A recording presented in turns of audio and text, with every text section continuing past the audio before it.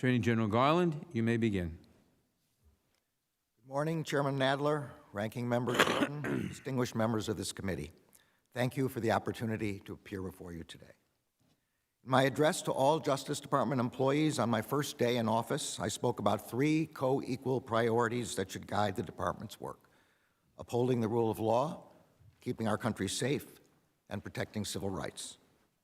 The first core priority, upholding the rule of law, is rooted in the recognition that to succeed and retain the trust of the American people, the Justice Department must adhere to the norms that have been part of its DNA since Edward Levy's tenure as the first post-Watergate Attorney General.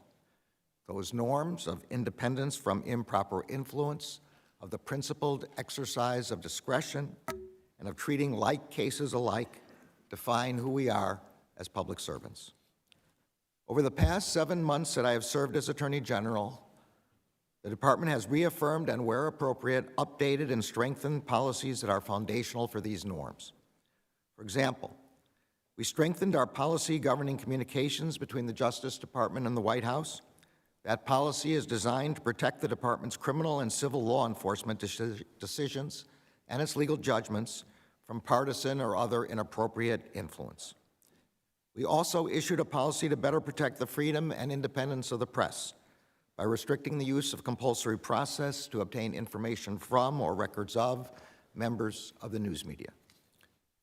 The second priority is keeping our country safe from all threats, foreign and domestic, while also protecting our civil liberties.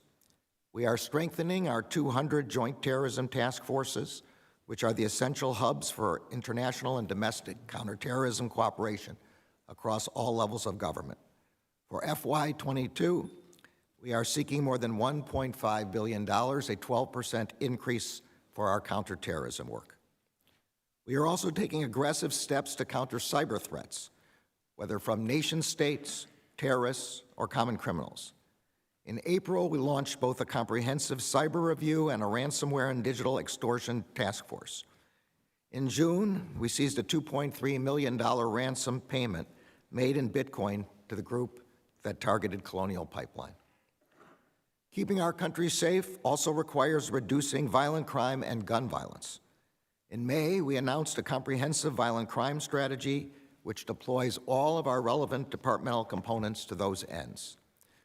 We also launched 5 cross-jurisdictional strike forces to disrupt illegal firearms trafficking in key corridors across the country.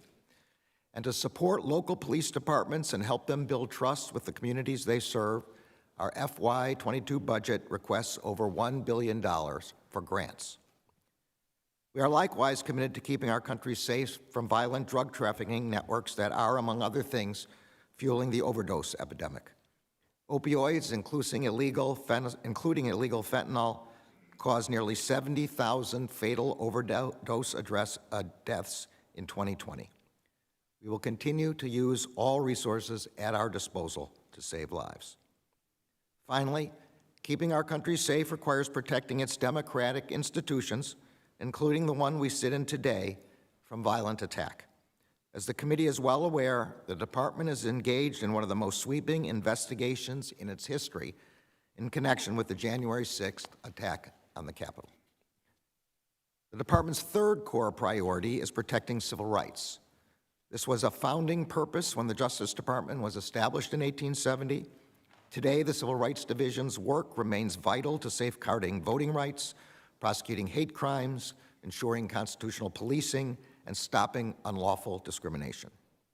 This year, we doubled the size of the Civil Rights Division's voting section, and our FY22 budget seeks the largest ever increase for the division, totaling more than 15%.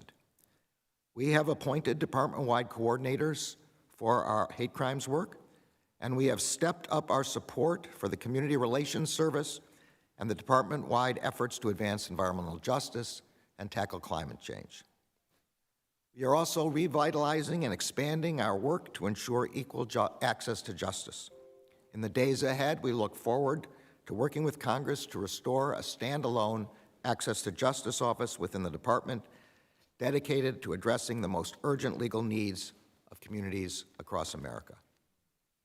In addition to these core priorities, another important area of departmental focus is ensuring antitrust enforcement, reinvigorating that enforcement, combating fraud, and protecting consumers. We are aggressively enforcing our antitrust laws by challenging anti-competitive mergers and exclusionary conduct, and by prosecuting price fixing and allocation schemes that harm both consumers and workers. In FY22, we are seeking additional resources to reinvigorate antitrust enforcement across the board.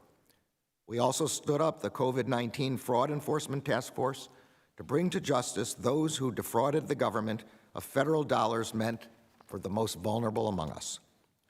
In sum, in 7 months, the Justice Department has accomplished a lot of important work for the American people, and there is much more to be done. Thank you for the opportunity to testify today, and I look forward to your questions.